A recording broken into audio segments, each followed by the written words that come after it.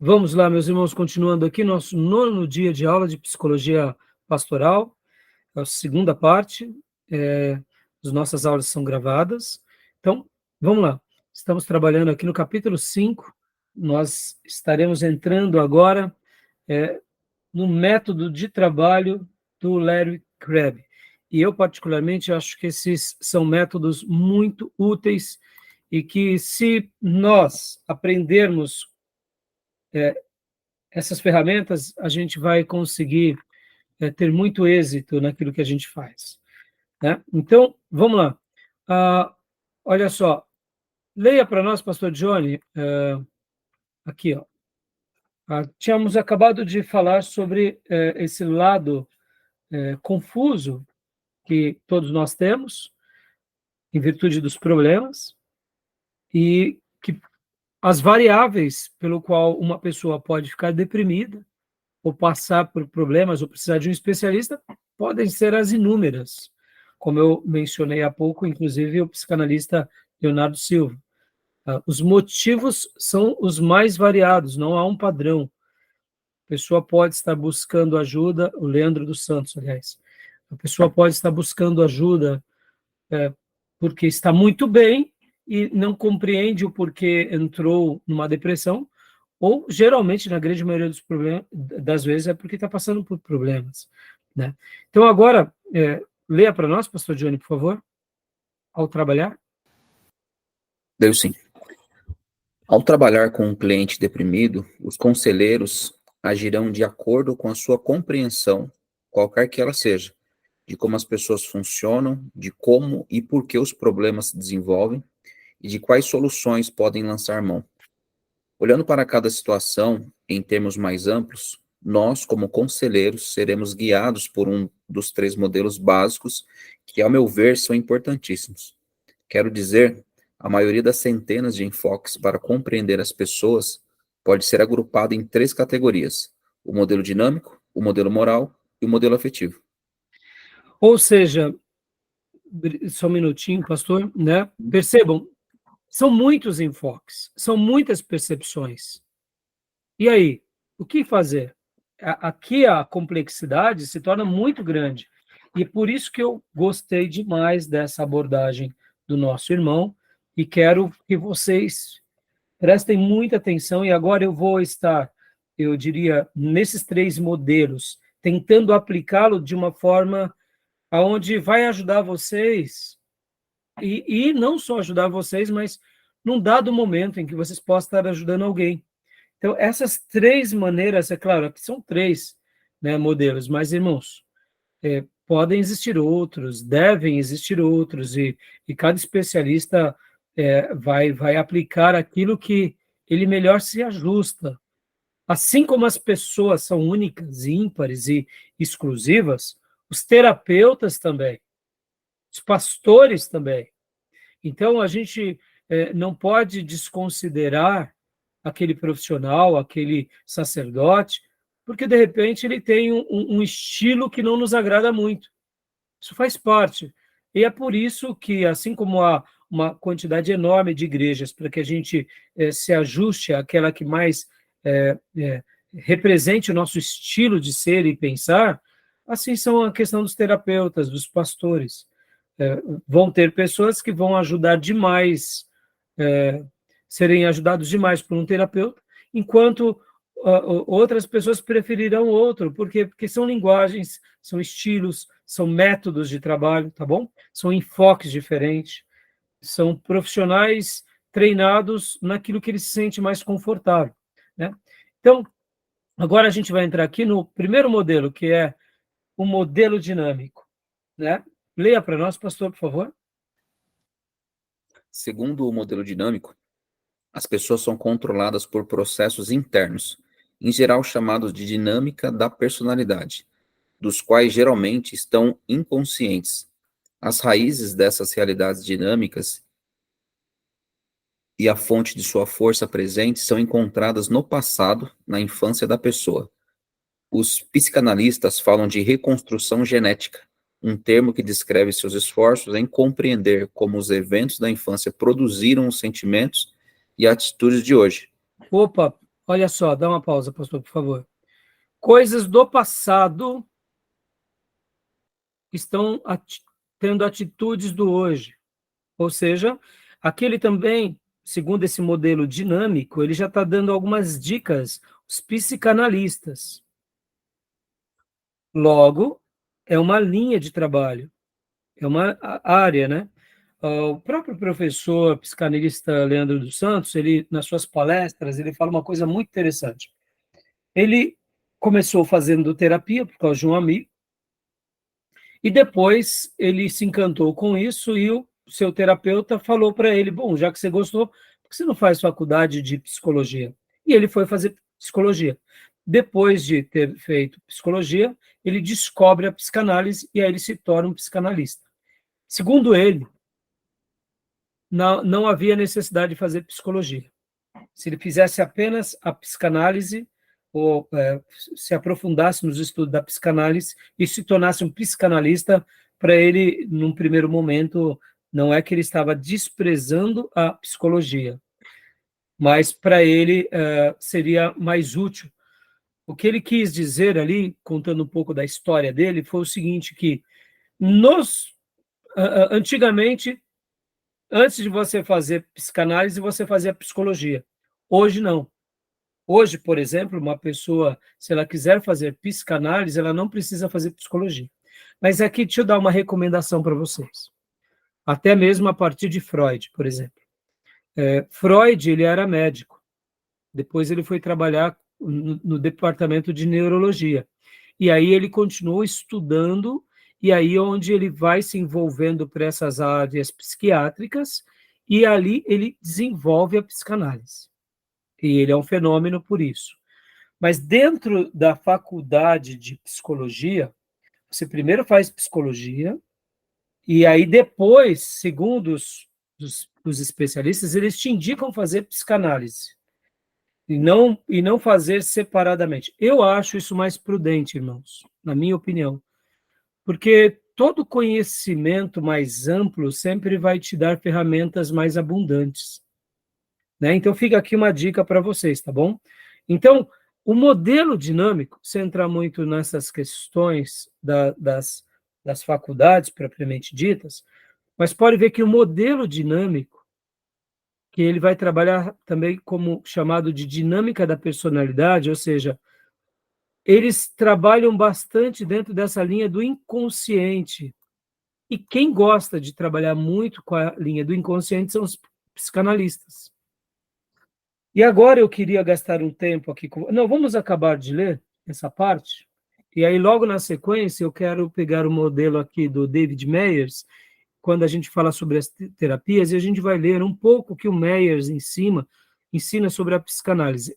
Como eu disse, eu trouxe só o suprassumo, porque é um livro muito grande, escrito em letras pequenas, né? Então, e eu trouxe apenas algumas porções e o resumo de cada parte, para que a gente possa estar debatendo aqui na aula. Até aí, tudo bem? Não, eu queria fazer uma pergunta. Dentro desse modelo dinâmico, isso se aplica ao salvo em Cristo? Porque temos aquela questão aqueles que nasceu de novo, a nova criatura as coisas velhas se passaram, essa questão aí que fala, né? Sim. Da infância da pessoa, uma espécie de voltar atrás. Como se aplica, Como aplica, né? Boa pergunta. Isso com o salvo em Cristo? Boa pergunta. Boa pergunta, Júnior. O modelo dinâmico, como eu disse para vocês, os psicanalistas terão mais recursos para trabalhar nele.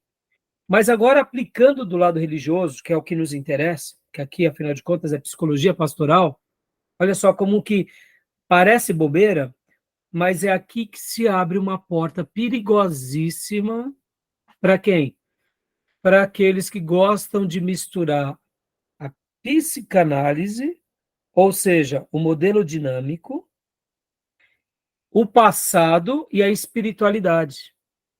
É daí que surge essas ideias recentes, híbridas, que é um mix da psicanálise, ou seja, estudo voltando ao inconsciente e o passado, e a espiritualidade, onde essa pessoa, no passado, abriu aquilo que chamamos de legalidade.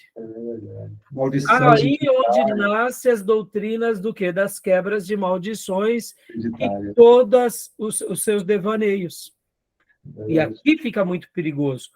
Por isso que, quando uma pessoa tenta misturar uma coisa com a outra para chegar numa resposta, porque qual que é a grande questão, Júnior?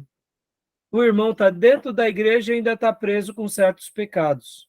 Aí a pessoa tenta olhar para o passado para ver se não tem ali nenhum tipo de gatilhos, e esses gatilhos respondem à prisão do presente. Ou seja, é mais ou menos um trabalho tentando ir no inconsciente. Mas aí onde entra, na minha opinião, uma grande falácia. Por quê? Porque não é que você não possa fazer parte desse modelo dinâmico, ou que você não possa fazer uma psicanálise ou passar por um psicanalista, não é isso. Mas você tem que ser muito resolvido, sabendo de verdades espirituais e de sequelas que estão na alma. Por isso que esse é um campo muito perigoso, onde muitos pastores, missionários, e principalmente esse grupo que gosta sempre de estar criando doutrinas novas, faz uma bagunça. E você vê que pessoas ficam fazendo quebras de maldição a vida toda, e a única coisa que eles agregam sobre eles é uma experiência emocional nova que dura 2 meses ou 2 anos. E depois eles voltam a pisar na jaca. E por quê? Porque tem a ver muito mais com essa dependência emocional e uma ausência de convicção do que realmente a revelação nos trata, do que questão de quebra de maldição. Pode ver, irmãos, quem fica nesse terreno de quebra de maldição, faz quebra de maldição a vida toda e dá alguns passinhos aqui, outra colar. Então, perceba como isso é perigoso. Quando a gente tenta pegar algo mais da ciência e usar na igreja, dando uma resposta espirituosa. Ao mesmo tempo, a gente começa a trazer com essa questão de, como eu disse, abre aspas, legalidade, fecha aspas. Ora, irmãos, se um dia demos legalidade, e eu particularmente dei muita legalidade, aonde está a ruptura dessa legalidade? Na conversão. Me tornei agora uma nova criatura em Cristo. As coisas antigas passaram e eis que tudo se faz nova. Vocês verão há pouco que no modelo moral que a gente vai trabalhar e no modelo afetivo, isso se torna muito interessante, principalmente no modelo moral. Então, Júnior, sua pergunta foi muito boa e aqui fica uma diretriz. A gente não tem que se aventurar querendo pegar um pedacinho da psicanálise e aplicar na espiritualidade.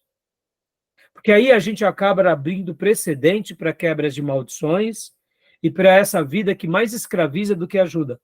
Não é querendo falar, meus irmãos, mas aqui quem teve experiências com pessoas e irmãos do movimento G12 sabe disso. Não, porque agora estamos numa nova dimensão, é o tremendo, é a emotividade. A maioria das pessoas, do mesmo jeito que passaram pelos encontros, não estou dizendo que elas não possam ser abençoadas ou não darão frutos, não é isso. Deus pode agir por qualquer meio, por qualquer igreja. Mas percebam que o lado emotivo nessas reuniões sempre foi destacado. Parece que nunca teve conversão, né? Hã? Parece que nunca teve conversão.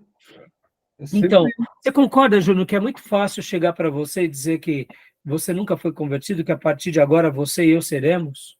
E que o nosso passado foi uma falácia, que a gente estava crendo, abre aspas, numa doutrina errada, numa igreja errada, e agora estamos na igreja certa? Não é uma pseudo-fuga também?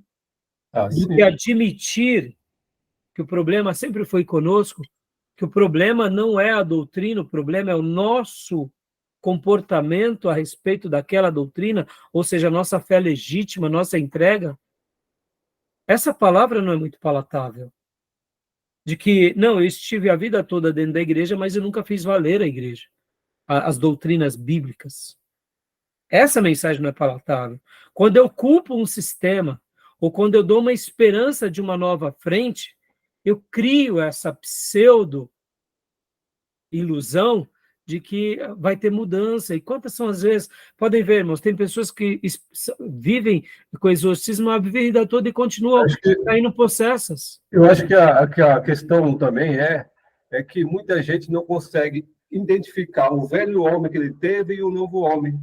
Eu, particularmente, eu consigo ver o velho homem que eu tinha e o novo homem. Eu consigo ver essa transição que houve lá, que eu me identifiquei com Cristo na cruz.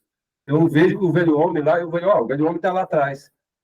Eu vejo na minha vida. Então, eu vejo por isso. E hoje, Júnior, a grande questão é, e se hoje agirmos como velho homem, a gente tem que ser honesto, que ali Sim. é o velho homem querendo renascer das cinzas. Sim, claro. Ponto final. Sim, claro. Sim. Então, percebam que... Agora, vamos voltar para o campo científico aqui. Vamos agora para o modelo dinâmico, vamos para a psicanálise, vamos para a avaliação de casos, vamos para especialistas. Uhum. Aí é diferente. Claro. Por que é diferente? Porque realmente podem existir gatilhos que nós temos, que são inconscientes, que nos atrapalham no nosso presente. E os especialistas, por isso que essas faculdades têm que ser respeitadas. Mesmo que tenham psicanalistas que vão para alguns caminhos perigosos, isso não quer dizer que todos eles não prestam, não é verdade. Não, claro. Por isso que a gente não tem que ficar fazendo essa celeuma. Lembrar do passado deve ser uma lembrança que não nos gera culpa. Mas se está nos gerando culpa, aonde está o motivo? O porquê estamos parados? Por que nos paralisamos? Por que temos traumas, complexidades?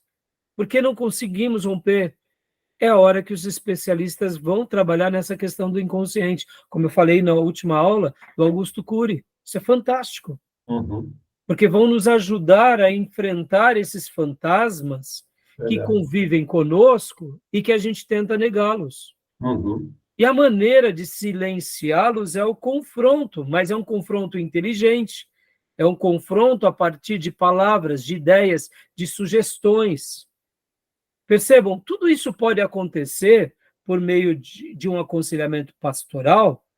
Sim, a gente pode trabalhar no passado da pessoa, ajudar ela a se apropriar das promessas de Deus, do perdão, da libertação, sim, mas essa é uma área que, se nós estivermos tendo dificuldade, sejamos humildes e peçamos ajuda para os especialistas. Só para a gente continuar a leitura aqui, eu me recordo do Davi Yangshu, pastor Paul Yangshu, que ele conta em um dos seus livros uma experiência muito curiosa que ele teve, que ele estava falando ali para uma mulher sobre o perdão. Enquanto ele falava sobre o perdão e ensinava e ministrava, a pessoa dizia, mas pastor, eu não Deus perdoa o senhor, Deus perdoa o outro, mas eu não, eu cometi muitos pecados. Era uma pessoa que tinha cometido muitos pecados, eu não sei se era na prostituição, se era no crime, ela se considerava muito pecadora.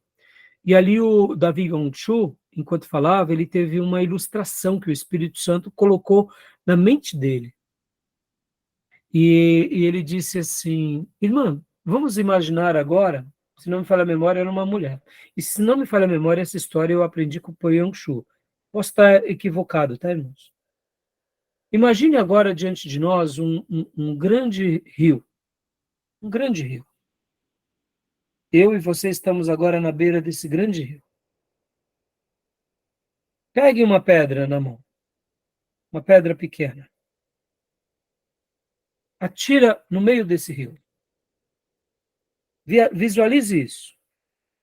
Tá visualizando? Atira agora. Isso tudo, né, ele tentando levar aquela moça a esse pensamento. O que você ouviu quando a pedra tocou na água? Eu vi um barulho. Barulho pequeno ou grande? Pequeno. E aonde foi parar a pedra? A pedra desceu até o fundo do rio. Muito bem.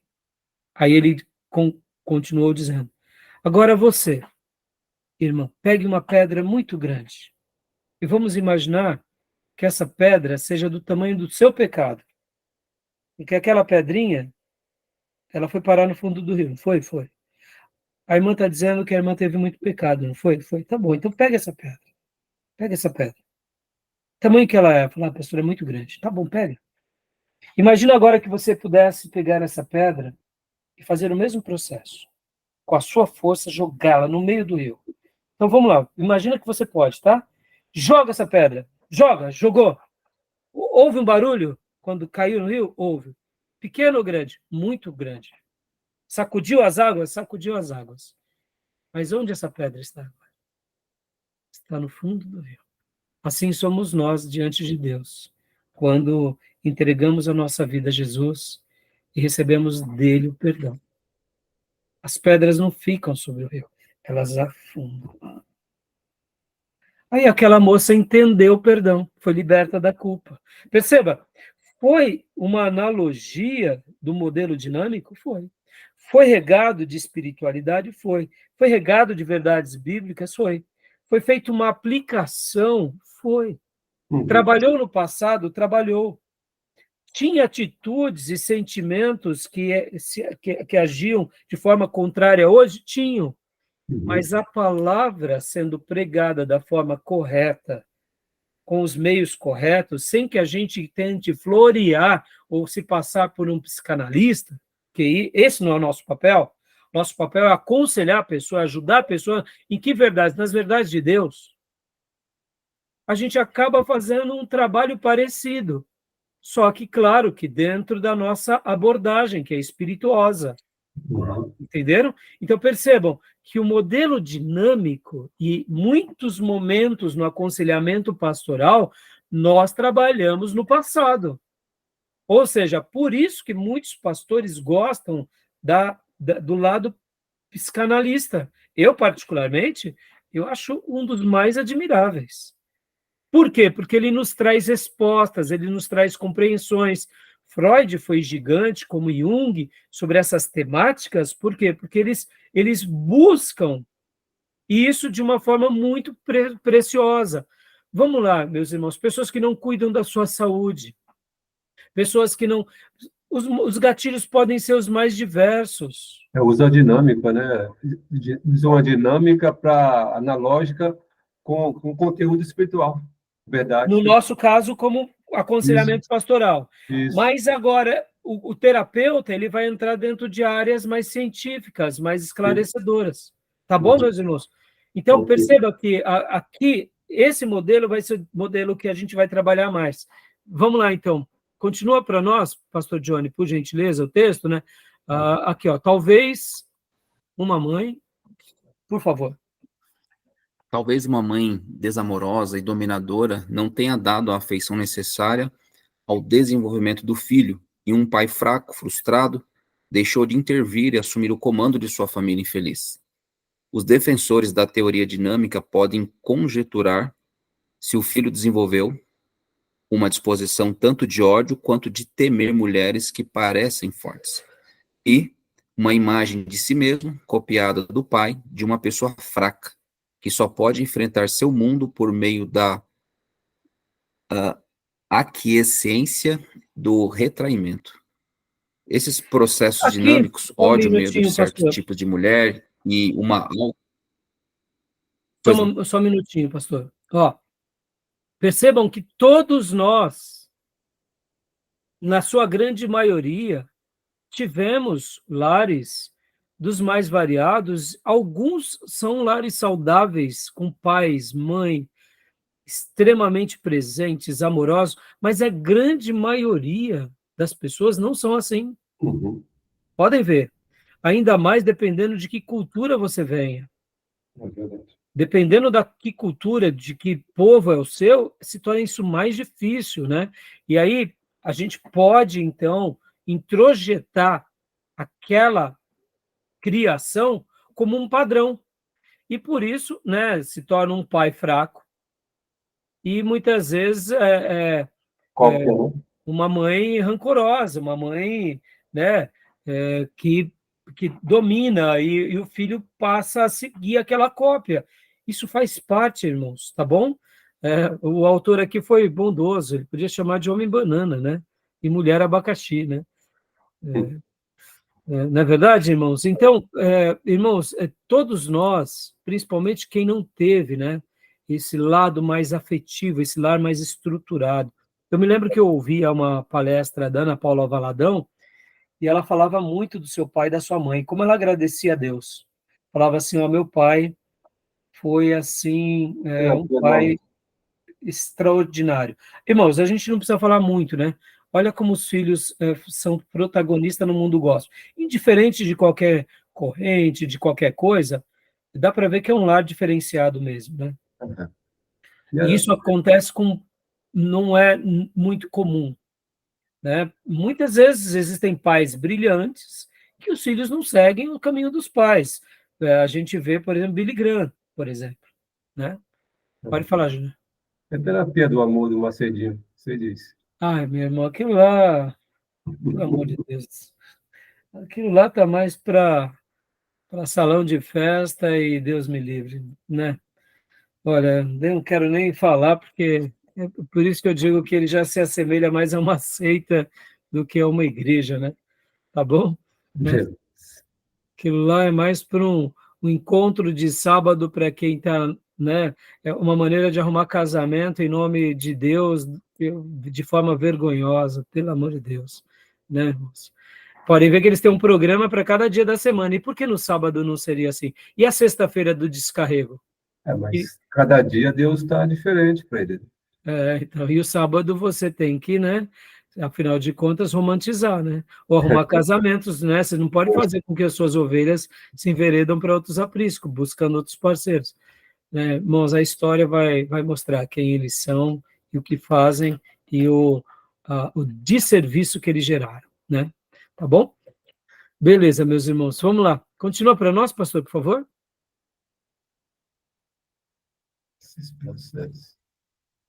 Esses processos dinâmicos, ódio, medo de certo tipo de mulher e uma autoimagem medíocre, representam o dano causado na infância, que está por trás dos problemas atuais e que, portanto, precisa ser corrigido. Quando essas decepções ocorrem na vida de uma pessoa, ela reage segundo os ditames dessas disposições inconscientes, retraindo-se nos relacionamentos com as mulheres, mas confiando em alguém forte para aparecer e fazer tudo melhorar, Dá perdão. uma pausa. Isso, tudo melhorar. Obrigado. Dá uma pausa, por favor. Irmãos, aqui há uma grande questão bem curiosa. Existe a questão da personalidade, existe a questão do tipo que a pessoa é, a maneira em que ela reage, mas existe sim essa questão de você literalmente ter passado, sim, por coisas e que está no inconsciente e isso nos afeta. Bom, deixa eu compartilhar aqui com vocês algo bem pessoal e íntimo. A minha esposa e eu, naturalmente, somos de universos totalmente diferentes. Mas nós temos 2 filhos. E um dos meus filhos, eu costumo dizer que ele puxou demais para o pai da minha esposa. A minha esposa, dos filhos, puxou muito para o pai. E também o meu filho, um dos meus filhos, puxou muito para o meu avô, para o avô dele, aliás. E eu costumo até brincar, né? Como eles parecem, como eles têm lembranças físicas, jeitos. E, ao mesmo tempo, o outro filho que eu tenho puxou um pouco mais para mim. Literalmente gostos, manias, jeitos, defeitos. Como dizia um pastor luterano, que eu fiz um treinamento muito curioso, luterano não, menonita, esqueci o nome dele, ele falou assim que os nossos filhos melhoram as nossas desvirtudes, né? Eles puxam tanto a gente que aquilo que é ruim eles acabam até melhorando. E tem hora que esse outro meu filho, né? Que ele tem um jeito e eu falo, meu Deus do céu, puxou o pai e até caprichou nesse lado aqui, né? E assim, é bem curioso que quando nós estamos assistindo o filme na sala, um momento nosso familiar, e tem uma cena de medo, de espanto, de drama, eu e esse meu filho que puxou para mim, a gente pula. é meio instintivo. E a minha esposa e o outro filho que parece com ela dão risada, eles não pulam. Até nisso, né? Então, de vez em quando, quando pega aquelas cenas inesperadas nos filmes, bom, eu pulo muito mais, né? Aí é uma questão até para uma terapia, para aprender o porquê tanto medo.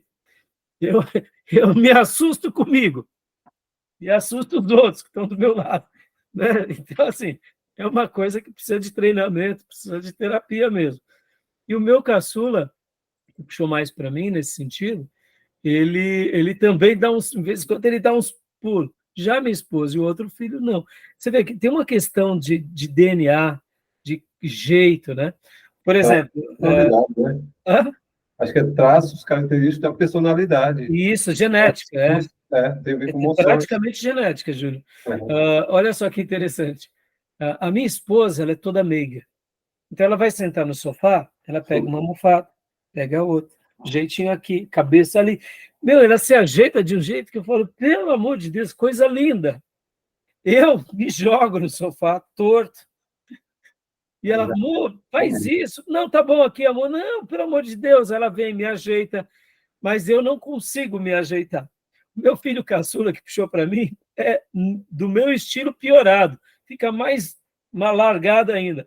E o outro que puxou para ela é incrível. Na hora que vai sentar, vai se arrumar, tá no DNA. Ou seja, tem coisas que não tem a ver com o histórico do passado, mas tem a ver com a genética, tem a ver com essas questões, sabe? Por exemplo, preferência por frio, por exemplo. Eu gosto demais do calor, mas eu sou nordestino, normal. Então, eu nasci no Nordeste. E eu sempre tive muita angústia no frio. Até um dia que eu pensava comigo mesmo, porque eu detesto o frio. Foi um eureka, é óbvio. Nasci lá em Farias Brito, do lado de Juazeiro, né? Para vocês terem uma ideia, quando eu vim para São Paulo, eu vim com 1 ano e 4 meses, 3 meses para 4 meses, a primeira coisa que eu peguei foi uma pneumonia, porque eu não sabia usar roupa, né? Lá é uma cuequinha no máximo, e na vida que segue. Você vem para São Paulo, começa a usar roupas, né? Esse clima temperado, esse mais para frio, garoa. Então, assim, eu sempre tive muita dificuldade com o frio, detestava o frio durante toda a minha vida, repugnava o frio, e até um dia que eu falava, por que eu odeio tanto frio? E dentro dos meus botões eu vi que é uma questão de genética. Já o meu filho, que puxou para o meu sogro, ele ama o frio. Ele ama o frio, ele fala, pai, que nem agora, nessa época mais de clima mais baixo, ele ama, ele se delicia, ele dá risada, né? E eu não é que eu não goste, mas eu prefiro muito mais o calor. Então percebam que tem coisas que estão ligadas à genética, mas tem coisas que não está ligada à genética, está ligada ao inconsciente, questões que a gente introjetou, culpas, não só culpas, mas traumas, incapacidades, e tudo isso está dentro da gente, a gente não consegue discernir. Só para vocês terem uma ideia, irmãos, eu me lembro que eu fazia o seminário, eu já estava indo para o 2º ano de seminário, e o professor Maurício, naquela época, ele era o meu líder de jovens, mas lá no seminário ele era meu professor. E ele falava, Rai, vamos pregar? Prega? E eu falava, não, eu não estou preparado ainda. Ele falava para mim, deixa de falsa modéstia, rapaz. Deixa de falsa modéstia. E aí, por que falsa modéstia? Porque você já está no 2º ano de seminário, você tem conteúdo para pregar aqui o ano todo. Vamos parar com isso.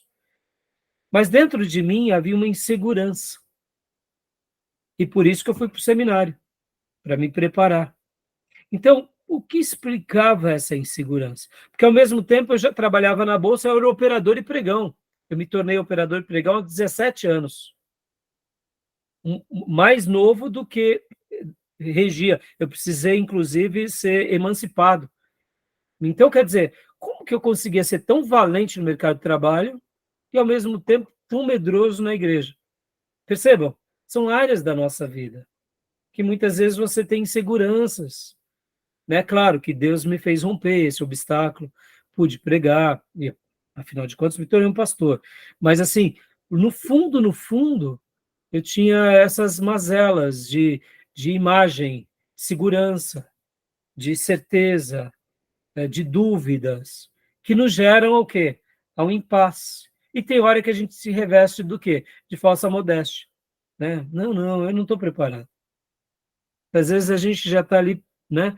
Eu me lembro que eu fui, uma certa ocasião, comprar um livro na editora Betânia. O diretor lá da editora Betânia ficou impressionado com o que eu estava procurando. Ele falou, de onde você ouviu isso? Eu falei, não, estou estudando. Eu me lembro como hoje, ele me deu um elogio tão grande.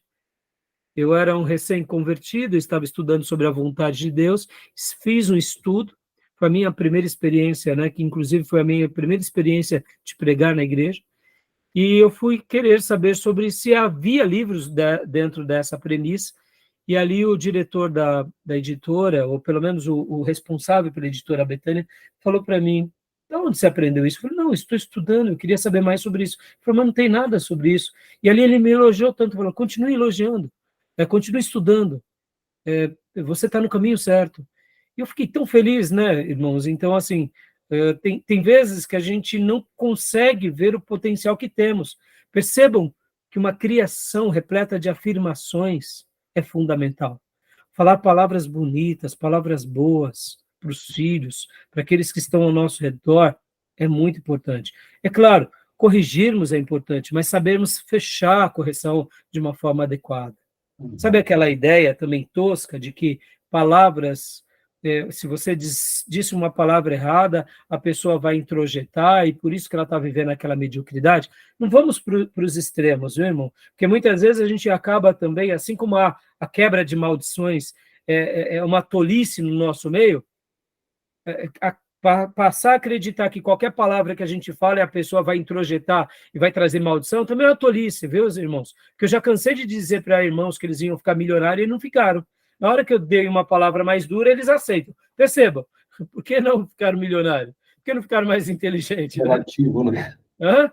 É muito relativo isso aí. Entendeu? Então, agora é claro, a gente não pode também, nas nossas relações de amor, estar sempre pesando, sendo negativo, porque realmente a gente está moldando a outra pessoa e estamos formando a personalidade dela a partir daquilo que a gente fala aí, principalmente crianças precisam ser afirmadas, Verdade. jovens, Verdade. né?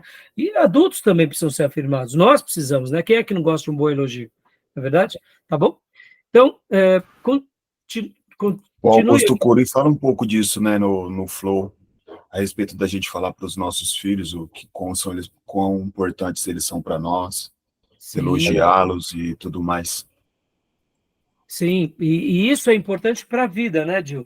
Mas, ao mesmo tempo, a gente também tem que tomar cuidado com essa dinâmica, eu diria, doentia, né? Que só fica falando florzinha, coisa boazinha, e, ao mesmo tempo, inclusive, deixa eu até fazer um comentário aqui que eu anotei, é o seguinte, no Velho Testamento tinha a figura do falso profeta. E o que o falso profeta fazia? O falso profeta trabalhava onde? Ele trabalhava em cima das vontades das pessoas. Então, ele despertava as vontades das pessoas e ficava bajulando essas pessoas. Por isso que eram considerados falsos profetas. Um psicólogo, um terapeuta, que também trabalha diante dessa premissa, onde ele destaca o lado da pessoa para bajular a pessoa, ele vai até conseguir um cliente, mas ele não vai estar ajudando uma alma de fato. Por quê? Porque ele está apenas reforçando gostos das pessoas e, quem sabe, muitas vezes, reforçando maus hábitos e, quem sabe, uma vida pregressa. Pessoas que fazem isso na psicologia, ou no pastorado, ou no aconselhamento, se igualam aos falsos profetas, que a Bíblia denuncia. Porque, irmãos, uma coisa é você querer ajudar a pessoa, e outra coisa é você ver que a pessoa está indo para o abismo e afirmá-la no abismo. Então, cuidado com esses ditos cursos. E tem muito conselheiro indo por esse caminho, e tem muito terapeuta que também vai por esse caminho. Por quê? Porque afirma o ego. Né? Isso é perigoso, tá bom? Uma pessoa mimada, então, você vai começar a bajular e vai piorar a vida. Ele vai Exatamente, né? Exatamente. Então, pastor, onde estávamos aqui? Na mente, leia para nós mais essas outras porções, por favor? Pois não. Na mente de muitos conselheiros que usam o modelo dinâmico, este conjunto de processos... Pastor? Opa, esse conjunto de processos... Não é que apagou aqui para mim. Apagou? Mas tá aparecendo. Voltou. É, Agora então voltou. deve ser a linha. Voltou? Esse conjunto de processos, para mim voltou, de processos psicológicos internos é considerado uma doença que precisa ser tratada. O cliente é visto basicamente como a vítima de maus pais, alguém que precisa de extensa terapia direcionada à revelação e reordenação da estrutura da personalidade. Sempre que o cliente parece incapaz de mudar seu estilo de relacionamento no presente, presume-se que ele ainda não foi liberto das compulsões internas. É preciso mais percepção, daí a continuidade da terapia.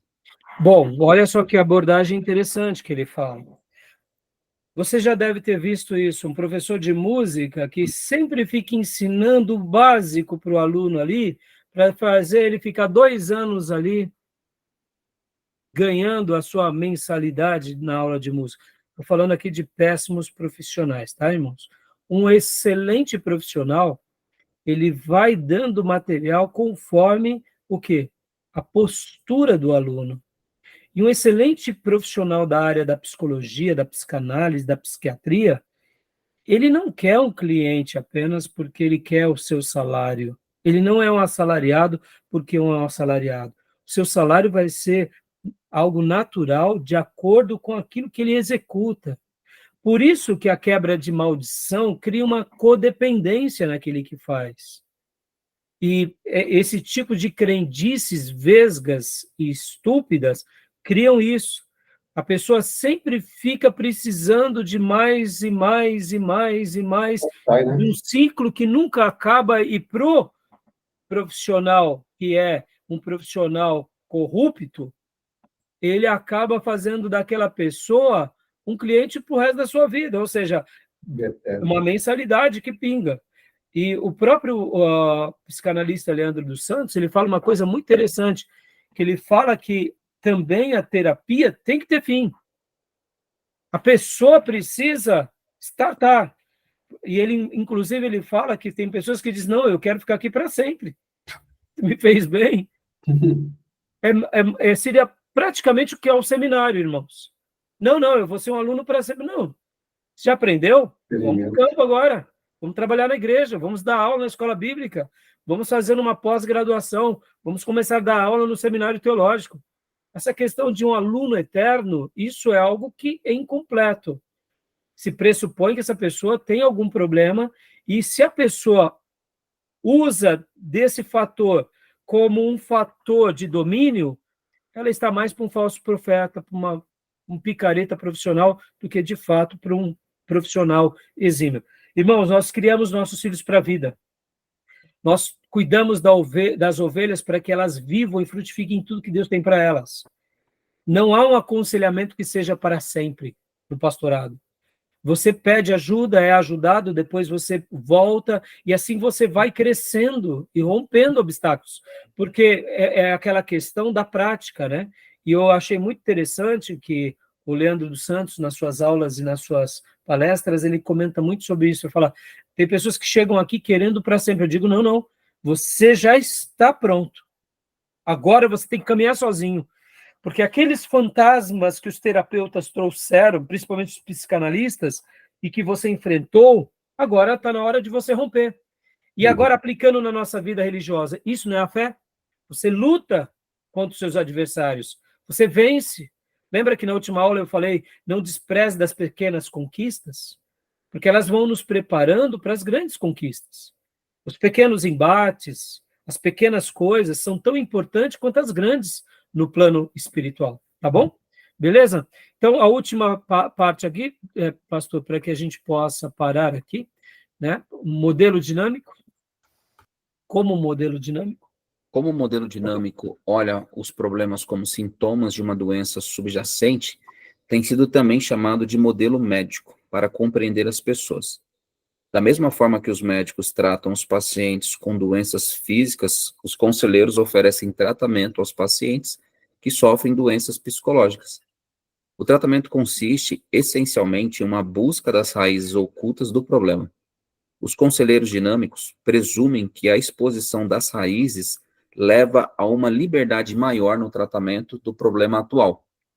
Ou seja, né, então, você percebam que eles têm esse viés aparente de médicos, porque, de fato, eles vão na raiz do problema.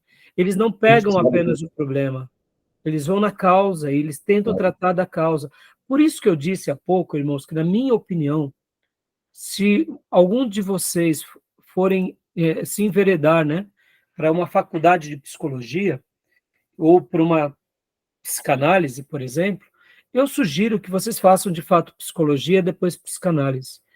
Porque dentro do conglomerado, eu acho que todo estudo, a partir de, sempre vai ser muito bem visto, no caso, para nós, quando formos atuar, todo conhecimento que a gente puder adquirir de todas as áreas, ela acaba sendo muito importante. É natural que poucos de nós, talvez nenhum de vocês aqui, pelo menos nesse primeiro momento, tenham vontade de fazer medicina.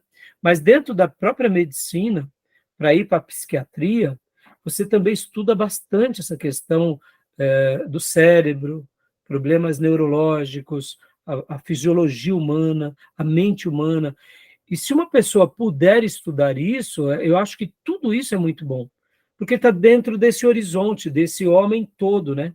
Que é corpo, que é sentimentos, que é alma, que é cérebro, que são reações, comportamentos, né? Então, tudo bem até aí? Você viu? Ó, ainda nem vimos o material que eu separei do Meyers. Por isso que as nossas aulas aqui eu não fico só julgando a matéria, né? A gente fica nessa interação. Então, agora a gente vai fechar esse bloco e vamos para o último bloco. E aí eu vou, então, parar aqui. Ó. Eu queria hoje ter dado todo o modelo moral e o modelo afetivo, mas eu sabia que eu ia gastar mais tempo aqui no modelo dinâmico. Então, agora a gente vai para o material do Meyers. E a gente vai, com bastante calma, pincelar um pouco da psicanálise. Tá bom, meus irmãos? Tá joia? Beleza? Alguma pergunta, alguma dúvida? Beleza. Só para eu concluir aqui essa fala. Pastor, então quer dizer que se eu quiser me tornar um psicanalista, eu tenho que fazer psicologia? Não, não é que você é obrigado. Não é isso. Eu conheço pessoas que hoje atendem como psicanalista e elas fizeram só psicanálise, porque o curso de psicanálise, ele é um curso que seria como uma faculdade, mas sem ser reconhecida pelo MEC, propriamente dito. São centros de psicanálise. São cursos muito criteriosos, profissionais muito competentes, que dão cursos de... É como se fosse a Associação dos Psicanalistas que dão esse curso. Eu desconheço faculdade que dá psicanálise. Eu desconheço. Pode ser que exista hoje. Então, o que acontece? Hoje, uma pessoa que queira fazer psicanálise, ela faz um curso de 2 ou 3 anos, é um curso muito puxado, e aí ela é aprovada e ela entra dentro de como se fosse um CRP, né? Como que é o nome? Conselho, né? De psicanalistas, e aí ela está autorizada a ser o quê? Um psicanalista. Técnico. Por isso... Hã? É curso técnico? É como se fosse um curso técnico, só que o curso técnico não está reconhecido pelo MEC.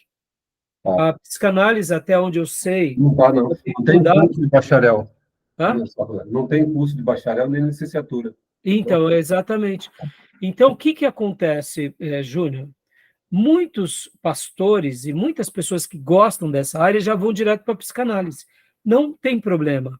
Mas você concorda comigo que eu penso que o curso de psicologia ele vai trabalhar sobre várias frentes. E a psicanálise está também dentro do curso de psicologia. E aí abre-se esse leque. Uhum. Eu acho que seria melhor.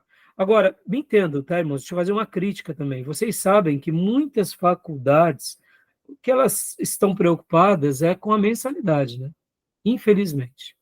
Elas não estão preocupadas de formar bons profissionais apenas. Elas querem ali garimpar diante dos seus alunos. Então, por isso que muitos, talvez psicanalistas, eles acabam fazendo essa indicação de não perder tempo lá numa faculdade. Porque, como tudo, vocês sabem, tem excelentes faculdades e péssimas faculdades, né? Então, assim, como é um campo bem abrangente, então fica um pouco difícil para a gente fazer aqui uma avaliação. Por isso que a minha recomendação é faça psicologia e depois faça psicanálise. Mas se um irmão e irmã desejar fazer apenas psicanálise, procure os melhores lugares que ensinam sobre isso e aprendam, porque de repente, quem sabe, você pode se tornar um psicanalista e pode ajudar muitas pessoas ou até ter uma nova profissão dentro dessa área, ajudando pessoas, né? Que é muito bem visto. O próprio Leandro dos Santos, ele fez psicologia e ele mesmo recomenda a fazer direto psicanálise, na opinião dele.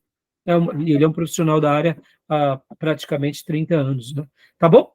Beleza, meus irmãos? Alguma dúvida? Tranquilo. Tranquilo? Vamos fechar aqui? Beleza. Então vamos.